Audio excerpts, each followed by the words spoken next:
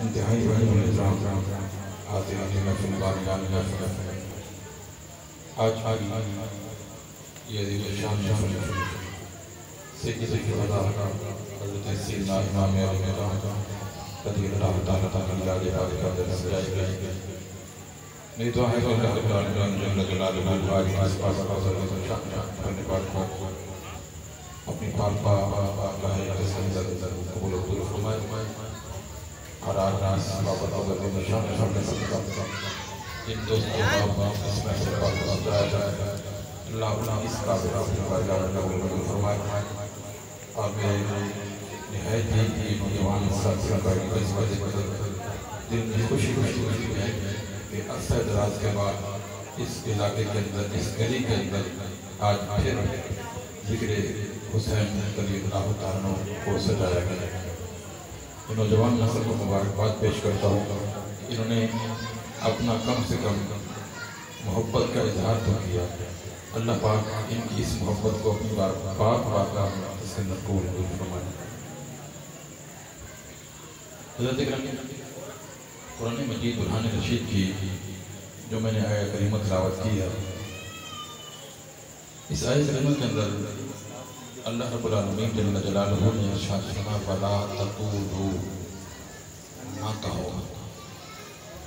کیا کہا وَلَا تَقُولُوا نہ کہو لِمَنْ يُقْتَلُ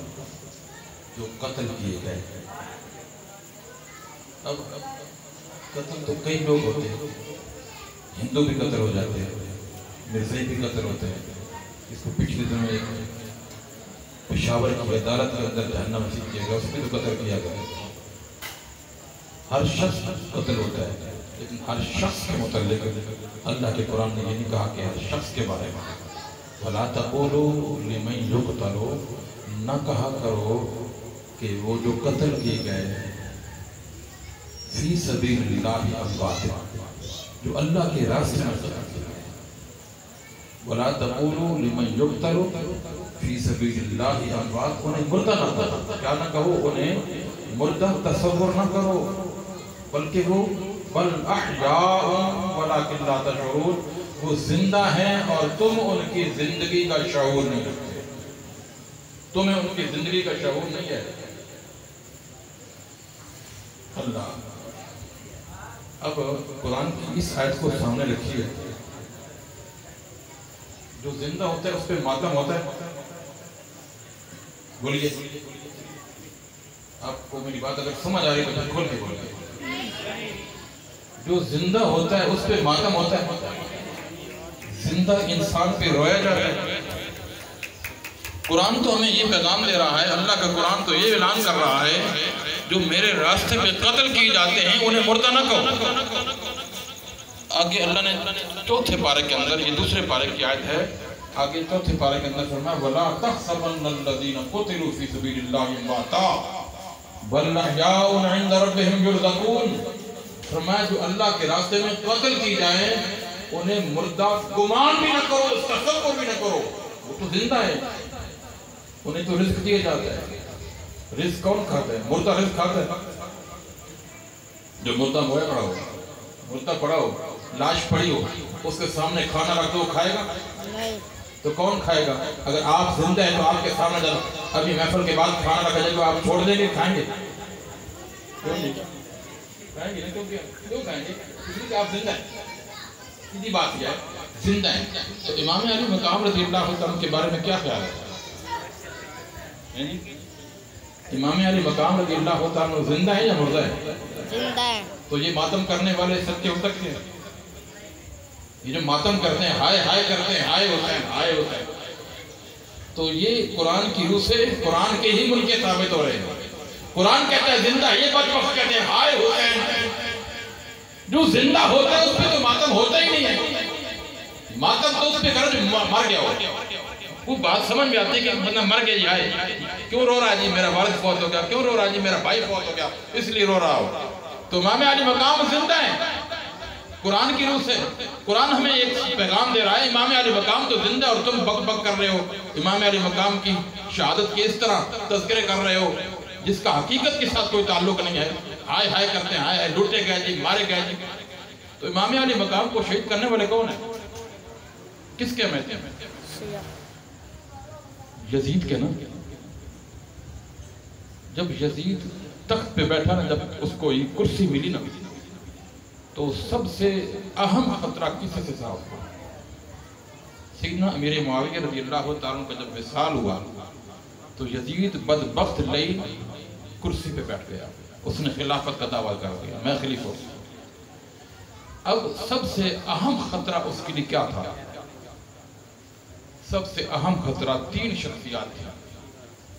حضرت سیدنا امام حسین رضی اللہ تعالیٰ عنہ، حضرت عبداللہ بن زبیر رضی اللہ تعالیٰ عنہ، اور حضرت عبداللہ بن عمر رضی اللہ تعالیٰ۔ یہ 3 ایسی شخصیات تھیں جن سے اسے خطرہ تھا، کہیں یہ نہ ہو کہ مجھ سے الگ ہو کر خلافت کا دعویٰ کر دیں، اعلان کر دیں۔ اگر انہوں نے دعویٰ کر دیا، خلافت کا اعلان کر دیا، تو پھر قابو میں سے نہیں آئیں گے۔ تو اس بدبخت نے کرسی پر بیٹھتے ہی سب سے پہلے حکم جاری کر دیا، امام علی مقام رضی اللہ عنہ سے میری بیعت دی جائے۔ امام علی مقام رضی اللہ عنہ، میں مختصر کر رہا ہوں، اگر تفصیل کے اندر جاؤں تو پھر ساری رات یہاں پر بیٹھنا پڑے گا، میں مختصر خاکہ پیش کر رہا ہوں۔ اس بدبخت کا کردار کیا تھا؟ تو امام علی مقام رضی اللہ تعالیٰ عنہ سے حضرت عبداللہ بن زبیر رضی اللہ عنہ، یہ 3 اہم شخصیات تھی، اور حضرت سیدنا امام علی مقام رضی اللہ عنہ سے بھی بیعت کا مطالبہ کر رہا ہے ان 3 شخصیات سے۔ تو انہوں نے جب انکار کیا، کیوں انکار کیا؟ یزید فاسق تھا، فاسق جھوٹ بولنے والا، شرابی تھا، زانی تھا، گوابی تھا، دنیا کی ہر برائی یزید کے اندر پائی جاتی تھی۔ یزید اوباش لڑکوں میں تھا، گانے بجانے والا تھا، رنڈیوں کے گانے سننے والا تھا، شراب پینے والا تھا، ناچ گانا دیکھنے والا تھا۔ اس لیے امام علی مقام رضی اللہ تعالیٰ فرمایا، میں ایسے شخص کے ہاتھ میں یہ ہاتھ کیسے دے سکتا ہوں کہ یہ تو ہاتھ میرے اللہ کے نبی کے ہاتھ میں گیا ہے، یہ ہاتھ تو اللہ کے رسول کے ہاتھ میں گیا ہے، یہ ہاتھ کیسے ایک فاسق اور زانی کے ہاتھ میں سکتا ہے جو شریعت کا دشمن ہے، شریعت کو داغدار کرنے والا ہے، شریعت کی دھجیاں اڑانے والا ہے، میں ایسے بدبخت کے ہاتھ میں یہ ہاتھ کیسے دوں؟ اور یہ زبان کیسے اقرار کرے گی اس یزید کی ولی عہدی کا، اس کی امیریت کا کیسے دعویٰ کرے گی؟ یہ زبان تو اللہ کے رسول جناب محمد مصطفیٰ صلی اللہ علیہ وسلم کے منہ مبارک ہے۔ تو جب امام علی مقام رضی اللہ تعالیٰ کو شہید کیا گیا نا، آپ کا سر مبارک جب دمشق میں شریف پہنچا، اسے اطلاع ہوئی، پتہ چلا کہ امام علی مقام رضی اللہ عنہ کا سر مبارک میری طرف میرے دربار میں پیش ہونے کے لیے لایا جا رہا ہے، تو اس نے پورے شہر کو سجایا، پورے شہر کو سجایا، خوشی منانے کا کہا، خوشی مناؤ، جشن مناؤ۔ کس چیز کا جشن؟ امام علی مقام رضی اللہ عنہ کو شہید کر دیا گیا، اس بات کا جشن منانے والے۔ اور امام علی مقام رضی اللہ عنہ کا جب سر انور لایا جا رہا تھا تو دمشق کے قریب جب پہنچا تو حضور اسلام کے ایک صحابی حضرت سہل رضی اللہ تعالیٰ عنہ، جب انہیں پتہ چلا کہ شہر کے اندر خوشی منائی جا رہی ہے، پوچھا کس بات کی خوشی منائی جا رہی ہے؟ کہا گیا کہ امام علی مقام رضی اللہ تعالیٰ معاذ اللہ حضور کے نواسے کا سر مبارک آپ کو شہید کر دیا گیا اور یزید بدبخت کے دربار میں لایا جا رہا ہے، اس لیے خوشی منائی جا رہی ہے۔ تو امام علی مقام رضی اللہ تعالیٰ نے اپنی جان کا نذرانہ تو پیش کر دیا، لیکن شریعت مصطفیٰ صلی اللہ علیہ وسلم کو آنچ نہ ہونے دی۔ حضور امام الانبیاء صلی اللہ علیہ وسلم کے شریعت کی پاسداری کا سبق ہمیں امام علی مقام نے سکھایا ہے۔ اور امام علی مقام رضی اللہ عنہ کو شہید کرنے کے بعد مسجد نبوی کس نے بھی حرمتی کی ہے؟ مسجد نبوی شریف کے اندر 3 دن مسجد نبوی شریف بند رہی، گھوڑے باندھے گئے، گھوڑوں کی لید جو ہے مسجد نبوی شریف کے ممبر پاک کے پاس لید پڑی، ڈھیر لگا ہوا، 3 دن مسجد نبوی شریف کے اندر اذان نہیں دی گئی۔ تو یہ وہ فاسق بدبخت ہے۔ آج کچھ ٹولہ ایسا بھی ہے جو یزید کا حمیتی ہے، یزید کو رضی اللہ عنہ کہتا ہے اور امام علی مقام کو باغی کہتے ہیں۔ تو حضرت امام علی مقام رضی اللہ عنہ کے ساتھ جو محبت کرنے والا ہے وہ کبھی ماتم نہیں کرے گا، اور ایسے لوگوں کے پاس بھی کبھی نہیں جائے گا جو ماتم کرنے والے، جو پیٹنے والے ہیں، جو منہ پہ تھپڑ مارنے والے، جو ہائے ہائے کرنے والے، جو یہاں سے پیٹنے والے، جو ایسے سے پیٹنے والے ہیں۔ ایسے لوگ جو کالے کپڑے پہن لیتے ہیں، جو کالے کڑے پہن لیتے ہیں. آج مجھے صبح سے ایک شخص مجھے دیکھنے کو ملا، اس نے پورے جسم کے اوپر رسیں، کیا کہتے ہیں یہ امام حسین کا یہ قیدی ہے، کہتے ہیں